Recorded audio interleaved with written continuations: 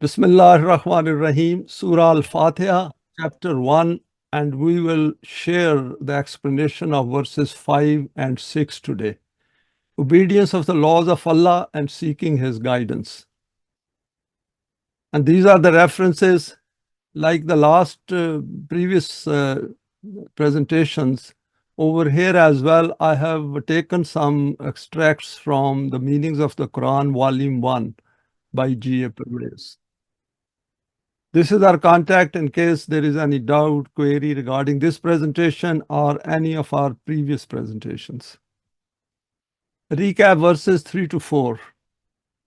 Everything in the universe is carefully thought through, i.e. planned and designed, scaled and executed so that the earth has all that which is required by human beings who possess choice and intent and latent potentials. And this is important, and we go over these statements again and again. The reason is we have to remind ourselves that there is nothing random in the world. Wherever there are random events and we do not understand, we should try to investigate them and establish the facts, and we will see that if these are in the physical environment, then these follow physical laws, and if these are within the human environment through human interaction, then these are based on the functioning of the law of requital and law of respite, and of course, the permanent values. This is the first stage where they can employ their creative potentials to create a world around them, which can then hand them over to the next stage of their evolutionary journey of life. And that is also important to remind ourselves that this world is not everything. There is more to human life beyond our physical death. So we should keep that in mind, and that is where the Quran helps us. Since they all possess a self with latent potentials, hence they need to come to grips with the scales of their self-development based on the application of the two divine attributes of Rahman and Rahim, together with other divine attributes. And if you remember, we said that Rahman is pointing to emergent evolution, that is something manifesting very quickly in a shorter time scale, and Rahim is based on progressive evolution. If they wish that their life at the self's level should continue beyond physical death, then they need to choose the guidance of Wahi, which is made available to them in the Quran. And the important point over here is if they wish. So it is all about our choice. This word is to fulfill our desires, and we should see that what kind of desires we have, and if these desires are within the confines, within the limits defined by the Quran, then we get different results. This guidance is provided to help them with a system called Ad-Din, which is based on the permanent values, all aspects explained for guidance. If they do not follow this divine guidance, then they will fail to acquire that self which meets the criteria of Ad-Din, and hence they will suffer the evil effects of following a path of their own unbridled desires. There is nothing wrong with desires. What Quran says is that these desires should be within the limits defined by the Quran in order to get the best in this life, as well as get those self-development which we need for the life of the hereafter. And we also need that self-development to have a better system over here.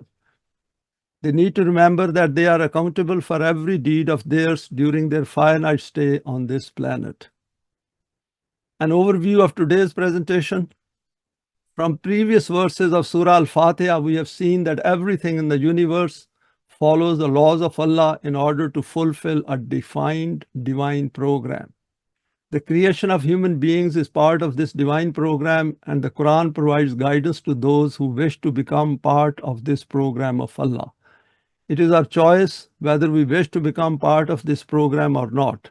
And obviously, in order to be part of this program, we have to think about it, we have to learn about it, then make a choice about it, and then come together and work together as directed by the Quran. So the Quran hasn't left anything out of this guidance. If we have an eye for that, we desire it, then we can very easily figure it out. Those who wish to follow this program of Allah need to create a willingness to obey these laws, and in this act of obedience of theirs, they earnestly need to seek Allah's help. Without these two clearly defined urges, human beings simply cannot come to terms with the guidance revealed and preserved in the Quran. So willingness is very important, and then seek guidance for that. If we are not willing and we are seeking guidance, it becomes meaningless.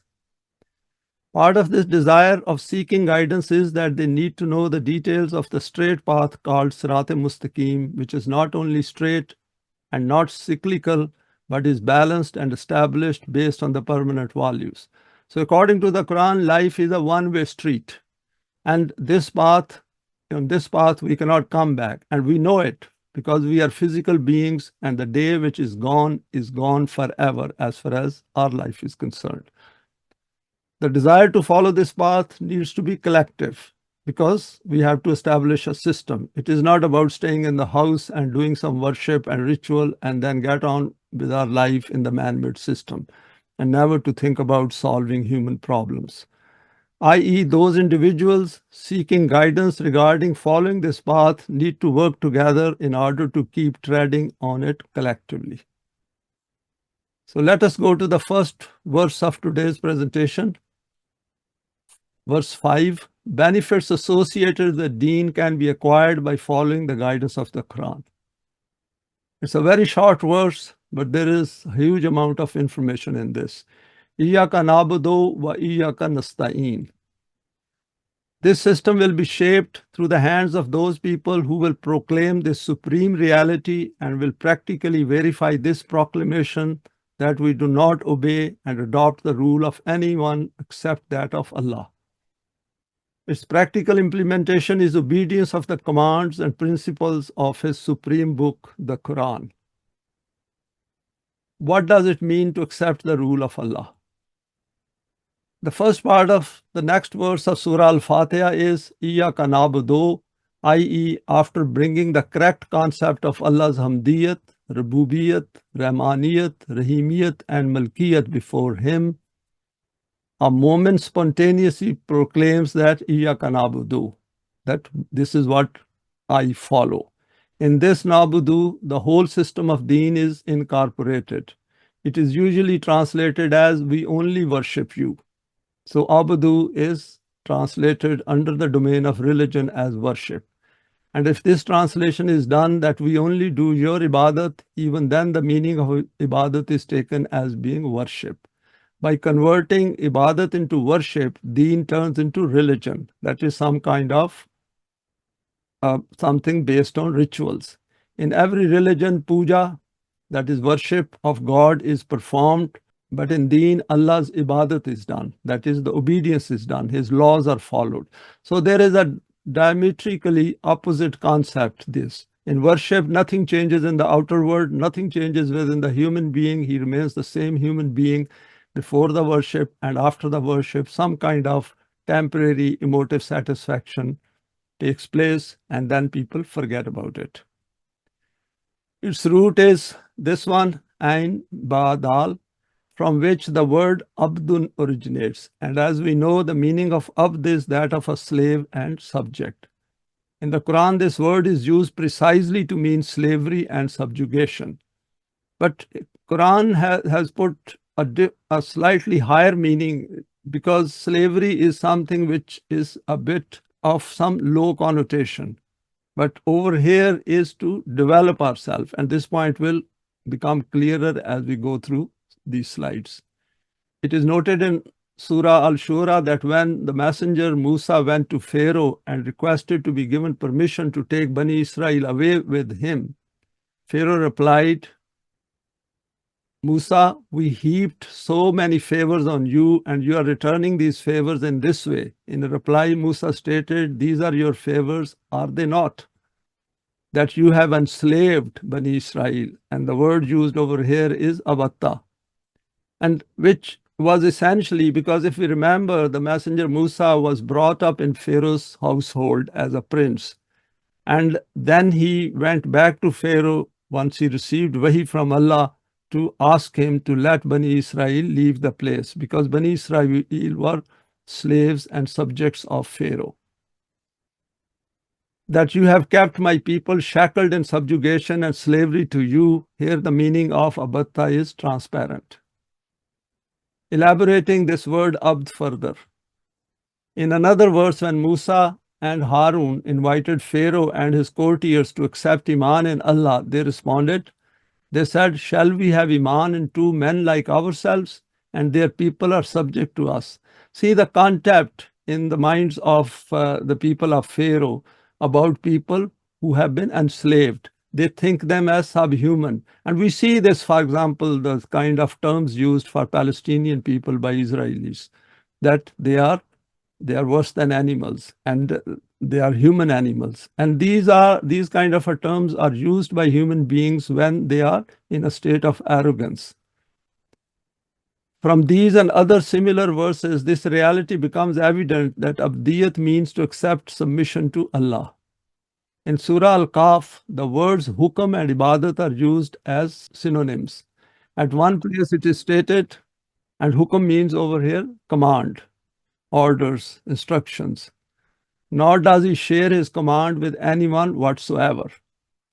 And at another place it is stated to the individual who seeks good in his future that he should not include any other in the ibadat of his Rabb. And it says, in submission of his Rabb, admit no one as partner. And over here it says, wala yushrik bi ibadati rabbihi ahada, that in his obedience and accepting in Allah's rule, do not accept any other law, any other rule within it. Don't mix it up with man-made laws. In Surah Yusuf, it is stated that Yusuf, that is the messenger Yusuf, said to his companions in the prison that the command is for none but Allah. He has commanded that you submit to none but Him. That is the established deen. And words used over here is tabudu. So what it means is that abad means to follow Allah's laws. And when we follow Allah's laws, they are bound to produce tangible results in the outer world. Of course, we have to understand those laws first. Next slide is getting best from our latent potentials. According to the Quran, ibadat of Allah means to adopt His subjugation, that is to accept His rule and not accept man-made rules. And these things are very difficult to imagine at this stage when we live in a world where everywhere there are man-made laws and man-made rules. But if we use the Quran and think beyond the man-made system, then we can easily figure it out that how revolutionary is this system of ad-deen, i.e. to follow his laws, and this is what is known as ad-deen. This fact also becomes evident from this, that submission to Allah, that is adopting his subjugation, i.e. his rule, is not obedience to some dictator. And that makes it clear that it is not following Allah as a dictator. These laws, these values are for our self-development. This is the way it is. For example, if we want to boil eggs, we have to put these eggs in water and let the water boil for 5 to 10 minutes to get a boiled egg. So it is a procedure, it is a process we have to go through, which is for our own benefit. This is obedience to law because the fundamental meaning of deen is that of law. In this abdiyat, another point is implicit, and the term abdiyat is used over here because it includes abad. In the Arabic language, tabidun means by training a camel or horse to enable it to carry out tasks. Because without training, camel and horse will not be able to do what we expect them to do. And those of us who have any clue about, for example, training of horses, it takes quite a long time to train a horse, i.e. to train this wild animal in such a way that it uses its powers and potentials according to a particular pattern and discipline. And same goes for human child as well. They come with raw abilities, raw potentials, and parents, society, schools, colleges, universities help them to become better human beings. Allah has bestowed many potentials and powers on man. If man keeps these forces rebellious and unbridled, i.e. employs these according to his emotions, then the consequence is nothing but chaos and disintegration. And we can see plenty of these examples in our world of today. But if keeping these very same potentials within Allah's defined limits, He employs these according to his designated laws and codes. Then the outcome is universal rububiyat and the development of his own self. And rububiyat, we know, means everything which is connected with fulfilling physical needs as well as the needs of the self. From this viewpoint, ibadat will mean to employ one's own potentials and abilities according to the laws of Allah. And this is a very important statement. Difference between deen and religion. Religion means madhab. From here, this reality has also become clear that ibadat of Allah can only be adopted when Muslims have acquired power in the land, i.e., they have their own independent state in which they are enabled to live their life according to Allah's laws. For the worship of Allah, it is not necessary to have one's own independent state. As indicated earlier, Allah's worship can also be carried out under the rule of the kuffar. And kuffar over here means who do not wish to follow the Quran, who reject the message of the Quran. And this thought can come in our mind that there are so many Muslim countries in the world, why don't they follow the Quran? And we should be very clear on that. In order to follow the Quran, we have to go through the Quran as a system of deen and then feel a need for it. All these Muslims also are following the secular man-made system. The Quran has been revealed in the language of the Arabs, and as has already been stated at the time of the revelation of the Quran, deen did not exist anywhere. Religion abounded everywhere. In religion, there is no concept of the government of Allah. Instead, there is the concept of worship of Him. In this respect, the meaning of this word ibadat was transmuted into worship by Arabic-speaking religionists and Arabs who were mushrikeen. Therefore, wherever in the Quran this word is mentioned in relation to them, then according to the connotation attributed to it by them, it will be taken to signify worship. And this is important when we go through Quranic verses, and especially if we understand Arabic and go through it, and even the translations, wherever it refers to human beings and their system and their rituals, then this word abd will mean worship. But wherever it refers to Allah and to the system of deen, it will mean His obedience and His laws and His rule. True freedom. This will mean that we do not accept the rule of anyone other than Allah. And this is a deliberate thing. If we are happy with the man-made system, then Quran is not really for us. And we will be wasting our time going through it. But in case we are not happy with the man-made system, then Quran will make sense to us and it will bring out for us that system of deen which will make us free, which will tell us that how to remove the problems and anomalies of the man-made system. We simply do not accept the right to govern of anyone else. Just reflect how great and supreme a proclamation and slogan of freedom and autonomy this is. So supreme that from this, man advances forward freely from every doorstep of the world, wrapped with extreme devotion and never bows down before any human being. This is that freedom which servants of Rahman achieve by obedience to Allah. The Quran proclaims in very clear terms that this is indeed the true status of man, that he should never bow down before anyone other than the divine laws, that he should not adopt the rule of anyone else. Even with the understanding of deen as a system, a big step change occurs within our own self, within our own understanding, and we become quite elevated and eminent in our understanding, where we can see the flaws and weaknesses and vulnerabilities of the man-made system and what it does to human beings who are supposed to be kept free. I have created jinns, and jinn over here means the rural dwellers, people who used to live like nomads in the Arabian Peninsula, and men, that is urban population, so that they may follow my laws. وَمَا خَلَقْتَ الْجِنَّ وَالْإِنسَ إِلَّا لِيَعْبُدُونَ. In the religious world, this verse is translated as to worship Allah. And that makes it very easy, because for worship, we don't have to do anything, just stay in the house, do some rituals, and that is the end of it.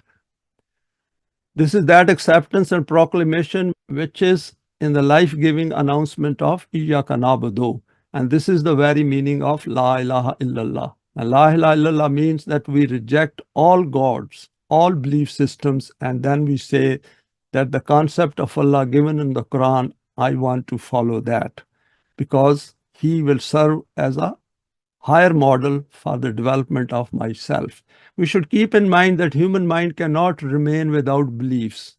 We have to have some kind of a belief to live our life. And that is why people who are atheist, that being atheist is a belief in itself. What it means to seek Allah's help. But the aim of acceptance of the sovereignty of Allah does not mean that some matter of Allah needs to be put right. The aim from this is the development of man's own self. And this truth is evident from the two words of the verse. وَإِيَّاكَ نَسْتَعِينُ. And this is the second part of the verse, and again has a lot of connotations, lot of importance. These words are commonly translated as "we seek your help" only. Many other words are present in the Arabic language and in the Quran for the word help. The question is, why has this word been selected here? The Arabic language has very wide-ranging meanings. In it, there are hundreds of words for each single thing. The words which have been selected by the Quran from these numerous words for the expression of its objectives and requirements is in itself a miracle of the Quran. This is why when the Quran uses a particular word at a certain place, we need to examine why it has selected and used this word there.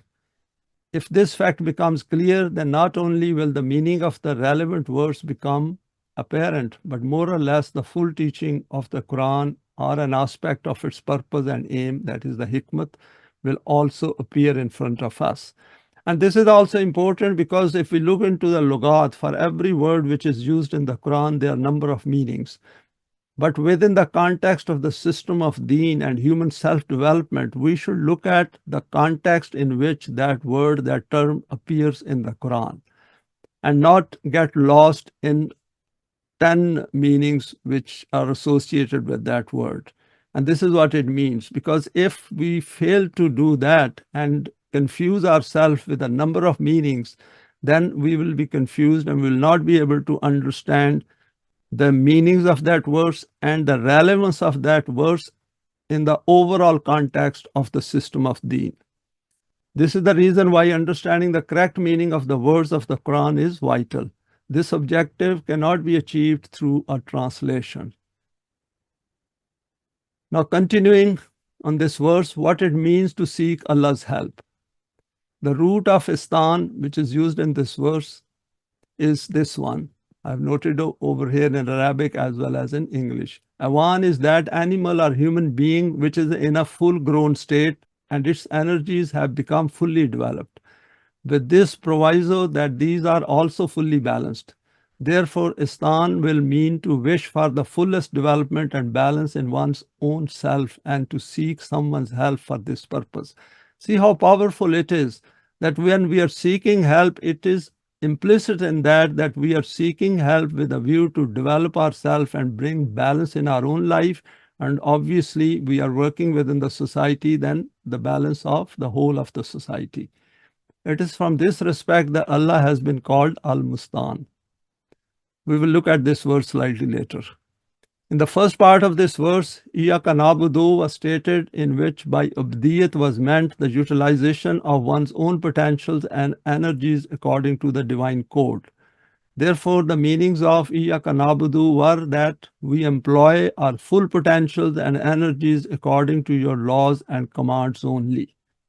We can see that with these meanings, with this interpretation, it fits into the other verses of the Quran and within the system of deen, and it defines our new role which we have to follow by following the Quran, by understanding it. For this purpose, it is important that man's potentials and energies are developing and that there should also be full balance in them. Because if no proportion and balance remains in the potentials and powers, then these go to waste or produce destructive effects. And we see these things in the outer world where people are not guided by the Quran, that how much imbalance is in their personalities. The same individuals who behave quite well, quite rationally in the office and in their business, when they go home, they become emotive, they beat up, there is a violence, there are arguments, and they create problems within their families. And then these lead to divorces, separation, and suffering of children. And the same is true of people in power, that they lack that balance to which the Quran is pointing our attention to. For the production of constructive results, it is necessary for there to be proportion and balance in them. The meaning of Iyyaka Nasta'een is that we wish for this kind of development in our potentials and energies, and this aim can only be achieved by living life according to the code decreed by you. Next slide is reflecting on the psyche behind this supplication. So it is a sort of supplication. That is why I put in inverted commas over there, but it goes beyond that. It is not just merely dua. There is a lot implicit in it. Iyyaka nasta'een, we desire or ask for your help in this aim. And when we ask Allah's help means we are asking from the Quran that we should be helped. And first we say that we need that help, and then we make an effort to seek that help from the Quran. Contains an aspect of supplication in it. What the meaning of supplication is according to the Quran will be explained a little later. We had covered this aspect in one of our previous presentations, where verses relating to entreating Allah will appear before us. At this point, it is necessary to only understand this much, that you cannot perform an action until a desire, a yearning for this does not first arise in your heart. You cannot perform any task without an intention. The degree to which this desire or yearning is intense, your intention will be strong for the achievement of this aim. I highlighted this statement because it is important that, and we can measure our intention, that how keen we are to learn something, how keen we are towards the system of deen, how keen we are to go against the man-made system and not accept it. And the degree to which your intention is strong, to the same degree you will employ your power and persistence to achieve this aim. People, for example, who are politicians and extremely ambitious, and they have a very strong intention, then they aim to acquire power. And in many cases, they are able to acquire that power, and that is why they manipulate the system around them. The spontaneous appearance on the lips of the intense yearning, which is agitating in the heart, is called dua or supplication. Indeed, mostly this yearning does not even need to appear on our lips in the form of words. Its mere emergence in the heart becomes a dua in itself. So intention doesn't have to be spelled out, has to be shared. But even keeping the intention within our heart gives us enough motivation to change the world around us. Now, another slide on this verse, our intention, desire, and action in relation to deen. In relation to the meaning of Bismillah, we have stated that whatever task a moment forms an intention to do, the desire from out of all desires, i.e. his ultimate aim, is that the attributes of Rahmaniyat and Rahimiyat of Allah manifest and become implemented.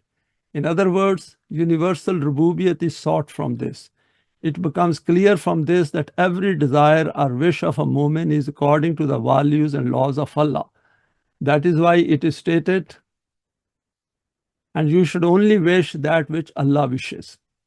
وَمَا تَشَاءُونَ إِلَّا أَن يَشَاءَ اللَّهُ رَبُّ الْعَالَمِينَ. It looks a very big task, but once we go through the Quran and we bring our desires and intellect and emotions within its permanent values willingly and happily, then these things become pretty straightforward. Hence, for the accomplishment of his desires and wishes, or for the achievement of the aim before him, a moment of Allah will solicit the support of the laws and values of Allah. This means that he would wish that every step of his which is taken for the achievement of this aim is according to these values and laws, and Quran explains it as it goes along. This is called seeking support, i.e. human intention and action being congruent with the guidance of Allah. This is what will be termed desiring Allah's help.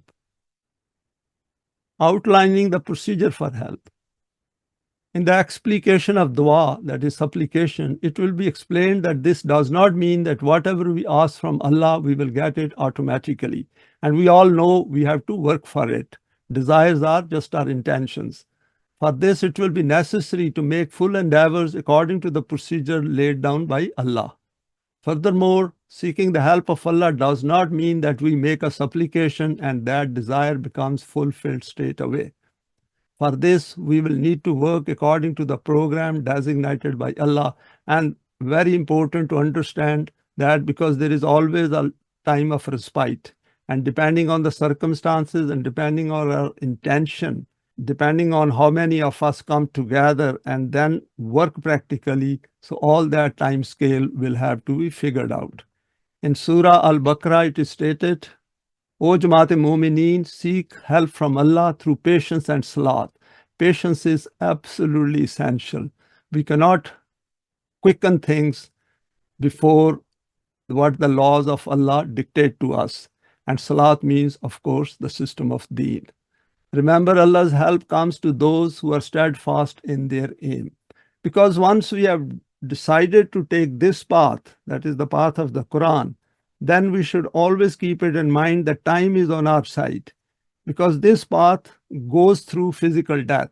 It is not going to come to an end with physical death. And this is something as a concept we have to come to grip with. And this should form part of ourselves. After stating that you should seek Allah's help through salat and sabr, sabr means patience. In the subsequent verses, it is described what kind of distressing and life-threatening stages will need to be negotiated for this. These kind of stages not necessarily will occur in every case. It depends on the man-made system around us. If the man-made system opposes it, then obviously there will be confrontations. If the man-made system is at that stage where they are willing to accept it, then it will be less distressing and less life-threatening. But the issue is not that, but the issue is that whoever has decided to follow this path, they should stick to it because Allah's help is on their side. That is, the laws of Allah will definitely help them because they are on haqq. In these stages, fear and danger will have to be countered. Hunger and thirst will have to be faced. There will be loss of life and possessions. One should not be worried about losing life because in any case, all human beings are going to die at some point in time in their life. The issue over here is to work for the system of deen so that all those sufferings which human beings, mankind suffers under man-made system, those could be replaced with a better system. Even life itself may have to be sacrificed. Allah's help will only come to those people who provide proof of resoluteness and perseverance during these patience testing stages. Next slide is Deen is the collective system. In Surah Anbiya, first this eternal principle is described that inheritance of power in the land is the shares solely of those people who tread on the program of development of human potentials designated by Allah. After this, that struggle is referred to, which was taking place between the last messenger and the groups with vested interests opposing him. And those examples should be taken as a model, as an example, so that if they could do it as human beings, we can do too. It was stated through Rasulullah that, "Oh my Rabb, you decide between me and these people with haqq." After this, it is stated, "Our Rabb, Ar-Rahman, is the one whose assistance should be sought against what those people utter. وَرَبُّنَا الرَّحْمَانُ الْمُسْتَعَانُ عَلَى مَا تَصِفُونَ." And it's very important because over here, this emergent scale is mentioned, that if you want quick results, then this is the procedure you should follow. This is what you should ask for from the Quran. Then the opposing people were told, "We seek the assistance of Allah, who is Ar-Rahman, against the kinds of things you are saying." This is called isti'anat, and Allah is called Al-Mustan. In the verse under consideration, the words nabudu and nasta'in are in plural form, and that is very important to pick up right at the beginning of the Quran, that it is all about making collective effort. once we have decided to come to the guidance of the Quran and learned some basics, then we have to look for those who are already on this path. And if there is none, then we form a group ourselves, we form a Jamaat ourselves. And this has to be strictly for the establishment of the system of Deen. And not only at these two places, all the supplications of the Jamaat-e-Mu'mineen are in plural form, i.e., the seeking of aid is not individual, it is collective. The Quran is not about individual salvation, because once we come together and start working for the system of Deen, then we should not worry about our own hereafter. The mere fact that we have come together and working together means that we should stop worrying about the hereafter. And this point will come very clear once we start Surah Al-Baqarah. This is because, as has been stated already, all the aims of the Mu'mineen are achieved through that collective system which is established according to the divine laws. This system only becomes established through the mutual collaboration of individuals and its aim. And purpose is the nourishment and development of people. This is why it is stated, help you one another in righteousness and virtue, but help you not one another in sin and rancor. وَتَعَوَنُوا عَلَى الْبِرِّ وَالتَّقْوَى. And bir over here, we have covered this aspect previously as well. Bir means that to what extent we can extend the vastness and expanse of our consciousness to understand the issues facing humanity and how can we solve these problems. So it's a very powerful term. We can look into the Lughatul Quran. Now let us go to the next verse of today's presentation, 1:6, seeking help for guidance to the straight path, Siraat Al-Mustaqeem. Ihdina Siraat Al-Mustaqeem. Few words, again, huge meanings are implicit in these words. These individuals, that is Jamaat-e-Mu'mineen, when they step out for the journey of life, then these beautiful desires and pious wishes appear on their lips as a supplication that, O Allah, that straight and balanced path of life should emerge clearly in front of us, which will take us to our intended destination without any fear and danger. Why look for the straight path in life? We have stated above that the beginning of every effort or action by man is through a wish or desire arising in his heart. By becoming intense, this same desire becomes an intention, and after this intention becomes reinforced, a step is taken for the achievement of this aim. The stage of taking a step is a very important one and at the same time a very delicate one as well. If we keep thinking about a certain plan and do nothing, then nothing will happen. So we have to take first step and then subsequent steps at some point in time. For example, you leave the house with the intention to travel somewhere. In order to reach this place, the first and indispensable condition is that you set out on the exact route. If you step in the wrong direction, then you will travel the distance, and in this process, your time and energy will also be expended. But ultimately, what will happen is that not only will you not reach the intended destination, instead you will have distanced yourself far away from it. And those of us who have by mistake taken a wrong train understand this simile very well. Hence, when you sought Allah's aid for the aim of the desired destination by saying Iyyaka nasta'een, this meant that first of all you wished that the correct and straight path to reach this destination becomes visible to you. Because if we don't know about our path, then there is no point in selecting any path. We have to decide first, what do we want from our life? Our life is going to end with death. Can I have that purpose of life which can take me beyond my death, and I also live this life happily, contentedly, free from fear?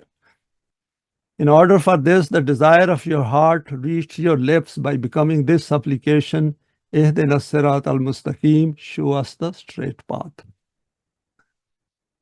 Explaining what it means to have guidance. The first word of this verse is Ihdina, from which the aim is to seek guidance. As you know, the word guidance has appeared in the Quran in different forms with great frequency and wide-ranging meanings. This is because there is a line of demarcation between guidance and misguidance. truth and falsehood, and iman and kufr. Hence, it is vital to understand its correct meaning. In the exposition of Rabbil Alameen, it has been stated that the meaning of Rububiyat is to take a thing from the point of its beginning gradually towards its completion by continuously providing nourishment. And this is equally applicable to human being as well, that is from a child to the point when we die. But since we have a self within us, then we have to deal with it because that self survives our physical death.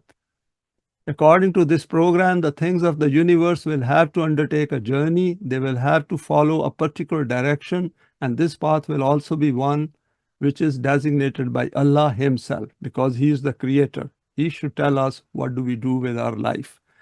Because by following any path other than the one designated and defined by Him, this aim cannot be achieved. This mode of directing is called guidance. For this, the condition is that this guidance is clear, perspicuous, radiant, and tangible. This characteristic is implicit within the meaning of this root itself. Conjectural, speculative, doubtful, suspicious, vague guidance cannot be called divine guidance. And if we look at the non-Quranic word and people who do talk about the meaning of life, you will see that there is never certainty in the words they select to explain these things. They will say, I think, I believe, in my opinion, maybe, I'm not sure about it. The Quran's student will always say, this is the way it is. Because with a developed self, we can, without doubt, without suspicion, say very clearly, this is what happens. And because we are using the Quran as an external criteria, this guidance has been endowed to all things of the universe from Allah. In Surah Al-Ala, it is stated that Rabb is who has created and further given order and proportion, who has ordained laws and granted guidance. Now we look at the root of this guidance, that is the word Hadayat. The basic meaning of Hudan is prominence and becoming brighter, to be in the forefront and treading in front of others. Therefore, being bright, the day is called Hudan, and Hadiyatan is that rock which has emerged from the water and is visible from a long distance away. And if we are traveling in the sea, then we cannot miss that rock, and that becomes a clear sign for guidance. Ibn Faras is quoted as saying that it has two fundamental meanings: to move in front in order to guide on the path, and second is to send a donation and a gift. And we can say that the guidance of the Quran is a gift for us and rahmat for us. The meaning of Hadaya is to make the path recognized, making it perspicuous, providing guidance. The foundation of Deen is on this fundamental reality that the human intellect can neither make those permanent values clear nor can discover on its own according to which path human life can reach its intended destination. And we can figure it out ourselves by looking at our own cognitive abilities, the way human beings think, gradually learn. If we look at the Quran is giving us the reality, the values for our use right the first day. And we don't have to evolve to understand these. We can understand them straight away if we use our intellect rationally. And Quran also tells us the method and the procedure and process to understand these things. These are made available from the direction of Allah. The human intellect needs these permanent values for its guidance, just as we need sunlight to see. And this is taken from the Lughat al-Quran. Further reflections and guidance: the one who initiated creation and then by trimming away the excesses and superfluities of everything produced balance and proportion in it, then established scales, that is laws for it, and determined that objective to which it has to reach, and provided it with guidance in order to reach it. By summarizing it in this way, the Quran states at another place, our Rabb is He who gave to each thing its form and nature and further gave its guidance. So it is important, if we look around the creation and everything in the visible universe as well, we can see that the things are provided guidance. All the seeds, all the animals, they all start their life through a certain biological procedure and then reach their end. an important point to note in the case of Siraat Mustaqeem is that even if we know the path of guidance very well, but never tread on it and take either different paths or remain static, we simply cannot draw those benefits which are exclusively associated with treading on the path itself. So even if we keep reading the Quran day and night and understand the system of Deen very well, and we argue with everyone, if we haven't taken our first step on this path by joining with others, then all those efforts will be multiplied with zero, and we will leave this life without any benefit. This point should be kept in mind that we simply cannot tread on this path without acquiring that precise conviction called Iman by the Quran. Because Iman means that we are bound to take the next step. We are bound to have a desire and a need to follow this path. Next slide is nature and form of guidance to things of the universe.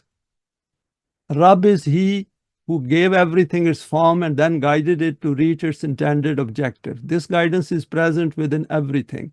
This is called instinct or fitrat. That is the nature of these things, which these things are constrained to obey. Over here, man is not being discussed, but other things of the universe which are deterministic, which do not have free will. The nature of water is to flow downhill in the form of a liquid. Having reached a certain temperature, it should freeze, or on the other hand, become steam and float away. The instinct of a goat is to eat grass and to not even glance at meat. And same goes for lion. Lion will always eat meat and will never eat anything vegetarian. This guidance is present within them from the time of birth. It does not need to be acquired from any external source. The Quran has also called this as wahi towards them. For example, with regard to wahi towards the honeybee, it is stated, "And your Rabb taught wahi, the honeybee, to build its cells in hills, on trees, and in habitations, and sent wahi to the stellar bodies and to the earth." It's worth looking at some of these verses which are quoted over here. Nature and form of guidance for man. Now, over here, there is a bit discussed about man and the guidance provided for us. Man is also included among the creations of Allah. He also needs to traverse his evolutionary stages to reach his designated destination. For this, he has to undertake a journey and traverse the distance. For this also, correct guidance is needed, and responsibility for this guidance has also been assumed by that Allah who has endowed guidance to the things of the universe. Hence, his decree is, "Verily, we take upon ourselves to guide." And it's very interesting, when we follow the Quran, the existence of Allah is automatically proved to us at self's level. And we can see how much discussion goes on, and human beings waste time. And whereas all these things are logically explained and with evidence in the Quran. Providing guidance to human beings is also our responsibility, that is Allah's. At another place, it was proclaimed through the lips of Ibrahim that Rabbil Alameen is He who created me, and it is He who guides me. In relation to the account of Adam, which is noted by the Quran metaphorically and details of which will be covered in Surah Al-Baqarah, it is stated that when paradise became snatched from Adam, and he fell into a despondent state about whether there is any chance of rectification for me or not, then Allah said to him, "Do not despair. And if, as is sure, there comes to you guidance from me, whosoever follows my guidance, on them shall be no fear, nor shall they grieve." And we have discussed this point previously as well, that there is a beauty in this verse, that if we follow the guidance, it is not said that you should not have any fear and you should not grieve. Following the guidance in itself will remove fear and huzn, which means just like paracetamol, if we take paracetamol, our headache will go away. Of course, this guidance is to establish the system, and once the system is established, there will be no fear and no huzn in that system. Because man-made systems always are prone towards creating fear, and human beings who are in power, they want to rule through creating fear and uncertainty for other human beings. Guidance provided to man through the Quran. From these verses and many other verses of this kind, it is clear that responsibility for the guidance of man has also been assumed by Allah Himself, but the form in which this guidance is given to them is quite different. Regarding the things of the universe, this guidance has been placed within them, but this is not the case for human beings. And we can see that because the way the Quran has explained, we can easily figure it out using our rational side. For them, the method adopted was that this guidance from Allah, which is called Wahi, was bestowed on a chosen righteous individual. He's termed a Nabi or Rasool. We should never call messengers of Allah as prophet. And either we use the term Nabi or Rasool or the English term messenger. And he is used to communicate this guidance to other people. They had the choice to obey this guidance and thus reach their intended destination without fear and danger, or by choosing other, that is, wrong paths for themselves to become ruined and destroyed. This guidance used to be available from Allah to a Nabi first of all. Hence, it is stated about Rasulullah himself, and he found you wandering in search of truth, and he gave you guidance. وَوَجَدَكَ دَالًا فَهَدَى. And this is very interesting and very powerful statement of fact, that the messenger was also looking for guidance. Why was he looking for guidance? Because he was not happy with the man-made system and what was going on in the world around him. And when the guidance came to him, he recognized it, he understood it, he used his rational side and then accepted it. And there are verses to that effect also in the Quran. In the matter of seeking guidance, no external compulsion works. At another place, it is stated that, O Rasool, it is simply not within your control to cause someone to tread on the right path, no matter how much your heart may desire this. I have highlighted this sentence because it is very important. Sometimes we do hear from people who are following the Quran and trying to understand the Quran even as a system of deen. They say we have to convince others. We simply cannot convince others. What we can do is pass on the message, and that passing on the message in itself helps us to develop ourselves and then move on. It is up to them whether to accept it or not. And in many cases, people take many years before coming to the Quran. So we have to leave it to them. We should only work then with them who have already made a decision to be on this path, because they are willing to follow this path. Only the one who wishes to adopt this path through his own intention and desire will tread on the right path. A great reality has been noted in this, and that is that only he will tread on the right path who steps out of his home to reach some destination, and having reached a crossroads is in search of stepping in the right direction.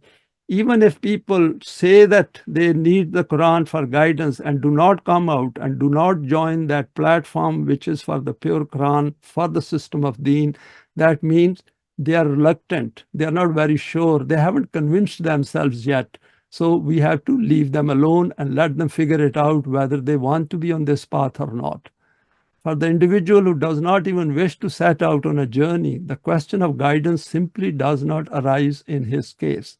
And this is beautifully written over here, that in case somebody doesn't want to be on that journey, in case somebody doesn't want to be the companion of Allah, in case somebody does not want to work on behalf of Allah to solve problems in this world, and if somebody is quite happy with the man-made system because he or she is a beneficiary of this system, we simply cannot force them because they are not convinced that this message is for them. They might be reading the Quran academically and discussing it endlessly and trying to find out that who is saying what. But the deep down, we should be very clear as students of the Quran that these people are not interested. So we should not waste any of our thoughts on them. Nor for the one who sets out on the journey, but without defining an objective. This is not called journeying, but loitering. And the Quran terms this as wasted deeds, i.e. fruitless movements and deeds. Such people do not consider any guidance to be of any worth to them. These are the people about whom it was stated to Rasulullah that, can you then make the deaf to hear, or give direction to the blind, or to such as wander in manifest error? Pretty powerful statement by Allah. Now over here, I have put some pictures together just to create some interest. Human life offers various options. We make choices. and these then impact our self and its growth. Now, this is a photo from a stadium where so many mortals are watching football match, and they have made a choice to watch that football match and spend some time to watch it and then support some team and then become emotional about it. And this is a typical street somewhere in the West where so many mortals are going around their business of life and shopping. And this is a protest. We can see various flags of Palestine, and all of these people are interested to support Palestine, but they are not willing to come to Deen with a view to change the system which has created the problem of Palestine, Ukraine, Syria, Libya, Vietnam, Korea, Kashmir, Afghanistan, Iraq, and you name it, and of course, whole of South America and elsewhere. And even within the countries which are extremely powerful, you can find out numerous, poverty-stricken children, abuse, everything. So this is something we should think in our own time. And this is in the physical domain. And we always will come to some crossroad in life where there might be two paths and we have to select one, or we can have more than two paths and we have to select one. If our values are relative, then we will generally select a path which is of interest to us in the physical domain. What kind of a self we desire? And what I've done is I Googled it and looked for some phrases on life and its purpose. Life is a matter of choices, and every choice you make makes you. I thought this is very interesting. And we should keep in mind that this is in relation to our physical life. This kind of a thinking, which does not involve the hereafter, will end with death. And this is another one very interesting. I believe that we are solely responsible for our choices, and we have to accept the consequences of every deed, word, and thought throughout our life. The point to note is that this person knows that we are responsible for whatever happens to us, because whatever choices we make, those consequences are dependent on the choices. But the word to concentrate is I believe, not convinced, not absolutely sure, belief. And we know belief means there is a bit of uncertainty there. And then there is a famous phrase here, which I have quoted before as well. If you don't know where you are going, any road will get you there, because we don't know. And this is what happens to human beings when they do not follow the Quran, because they don't know what is the purpose of their life. Next, reflecting on Siraat Al-Mustaqeem, the straight path. These words are generally translated as the straight path. Straight path is the translation of the word Siraat only. But here, together with Siraat, the word Al-Mustaqeem is also stated. The root of this word is given over here, from which the word Qiyam is derived. Qiyam means to stand up, and it is obvious that only that individual can stand up whose balance is stable. Any slight distortion in the balance, and an individual cannot remain upright, nor anything else. From this respect, the meaning of Mustaqeem is possessing balance. Hence, the meaning of Siraat al-Mustaqeem will be the straight and smooth path, such a straight path that it has no bends and turns, and so smooth that there are no bumps or dips in it. Though the meaning of Siraat is a straight path, a supreme reality is hidden in the straightness of this path. The style of the Quran is that wherever it presents positive tenets from itself, together with this, it also keeps refuting erroneous and batil ideologies, and both these aspects are implicit in Siraat. And next slide will cover this aspect. The human life at self's level is not cyclical.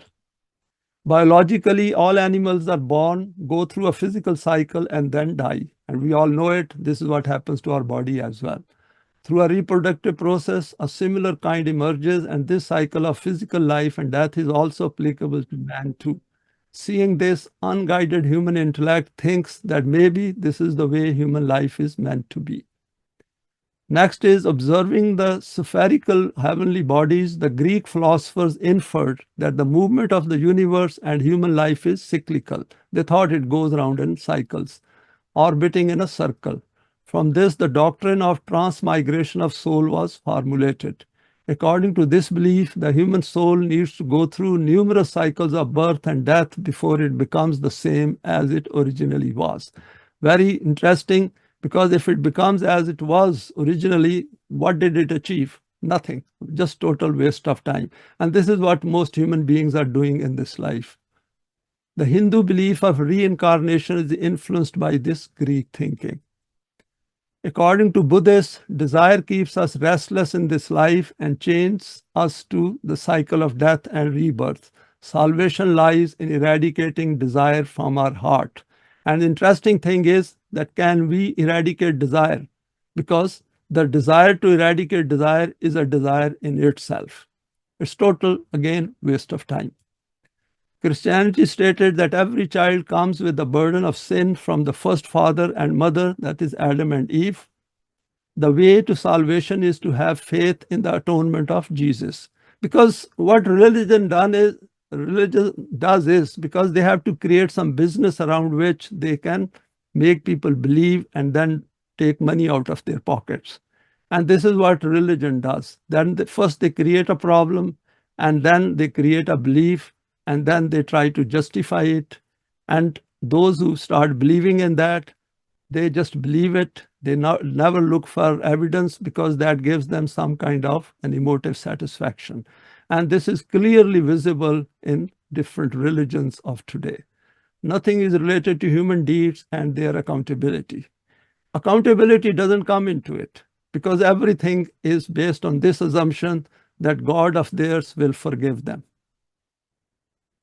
With the belief of Taqdeer, Muslims under sectarian versions of Islam take refuge under the veil of determinism, that everything is pre-decided, that Allah decides everything on one day, every year, and human beings have nothing in their control. It is their fate, i.e., everything happens in the human world according to the will of Allah. So make Allah responsible everything, accuse Him, and then start praying to Him and think that He will forgive us for something which we haven't done. Because if it is, I'm meant to be doing something, then I did it. Then why should I ask for forgiveness for that?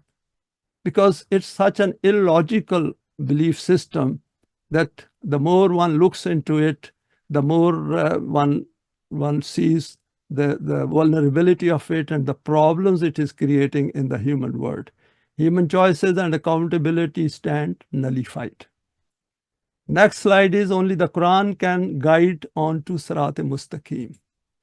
True guidance can only be received by the one in whose heart there is a palpitating desire to reach the destination, and he then strives in search of the right direction. And those who strive on our cause, we will certainly guide them to our paths. And this is what the Quran says. To those people who strive to seek the path which leads towards us, we show them the right path, and as stated above, this right path is found through obedience of the book sent down by Allah and cannot be found by any other technique. Say the guidance of Allah, that is the only guidance. O Rasool, announce to these people that true guidance is only that which is made available from Allah. Other than this, no guidance can take the caravan of humanity to its intended destination.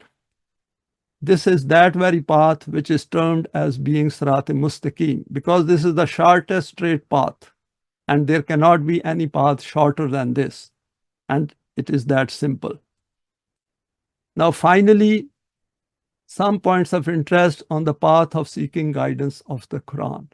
I put down some thoughts of my own through my own understanding and would like to share these with yourself. To be dissatisfied with the man-made systems and their effects on common man's daily life, individual as well as collective. We should be very clear that we have to be dissatisfied with the man-made systems. And we have seen that the Quran, even for the messenger, says that you were looking for guidance and we provided you guidance. It is that simple.